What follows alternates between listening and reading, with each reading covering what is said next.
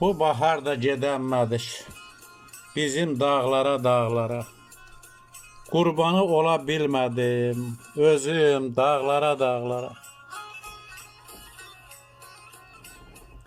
Bu da bir talih yazıdır. Sızlayan könlüm sazıdır. Neçə ildi tam arzıdır.